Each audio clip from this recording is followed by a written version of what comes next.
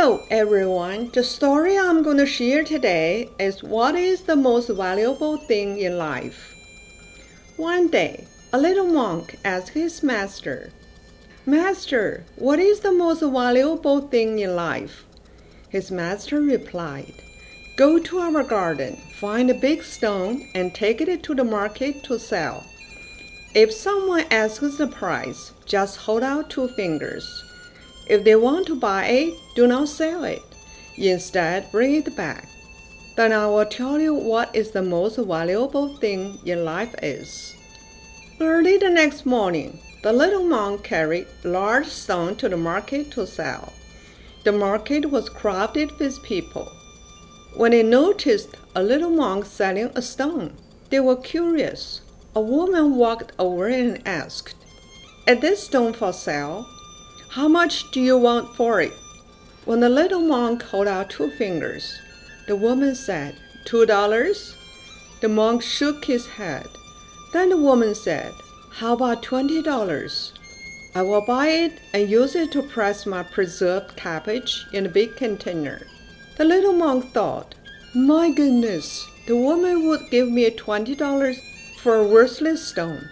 We have so many at our mountain." Remembering his master's words, the little monk didn't sell the stone. He returned to the mountain to report to his master. He said, "Master, a woman was willing to pay $20 for the stone. Now, will you tell me the most valuable thing in life?" His master sighed. "No need to hurry. Tomorrow, you carry this stone to the museum. If someone asks the price, you just hold out 2 fingers. If they want to buy it, do not sell it. Bring it back, and I will answer your question." The next morning, even more people surrounded the little monk. One person whispered, "It's only a common stone. Why is it here at the museum?" Another person commented, "Since he has brought it to the museum to sell, it must be very valuable. We just do not see it."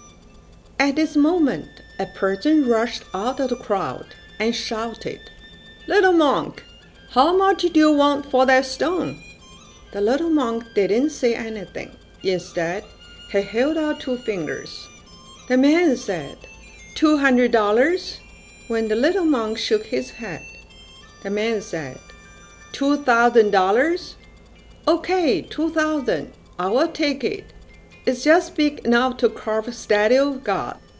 On hearing this, the shocked little monk stepped back. He did as his master asked and brought the stone back to the mountain. He told his master, "Master, a man wanted to buy the stone for $2,000. Now, will you tell me what his most valuable thing in life is?" His master burst into laughter and said, "Tomorrow, take the stone to the antique shop to sell. You will follow the rules. As soon as you bring the stone back, I will tell you what the most valuable thing in life is." On the 3rd day, early in the morning, the little monk took the stone to the antique shop. Many people gathered around the little monk. They examined the stone and discussed its value. Someone asked, "Where was this stone unearthed? Which dynasty did it come from? What special use did this ancient stone have?" One man came over and asked the price. "Little monk, how much do you want for this stone?" As usual, the little monk did not say a word. Instead, he held out 2 fingers. $20,000? The man asked. The little monk's eyes opened wide. He exclaimed in surprise, "What?" The man thought the price was too low, and the little monk was angry. So he immediately corrected and said, No, I was wrong. I will give you $200,000. Hearing this, the little monk grabbed the stone and ran all the way back to his master. When he arrived, he breathlessly exclaimed, Master, we are rich. A man offered me $200,000 for the stone. Now, please tell me, what is the most valuable thing in life? His master smiled, gently touched his head, and kindly said, "Little monk, the most valuable thing in your life is just like this piece of stone. If you place yourself for sale in the market, then you are only worth $20. If you place yourself in a museum, you are worth $2,000. If you place yourself in an antique shop, you are worth $200,000. Different surroundings bring different prices. Do not be afraid of others looking down on you. It's very important that you do not look down on yourself. If you place yourself in mud, no one will value you. The path you choose determines what kind of life you have. If a man doesn't know how to swim, no matter how many swimming pools he goes to, he still can't swim. If a person doesn't know how to be diligent at work, no matter how many times he changes the place he works at, he still won't be a good worker.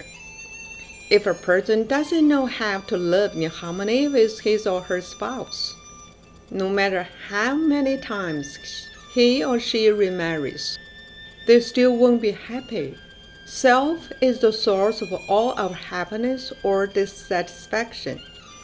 If you want to change, you first need to change yourself.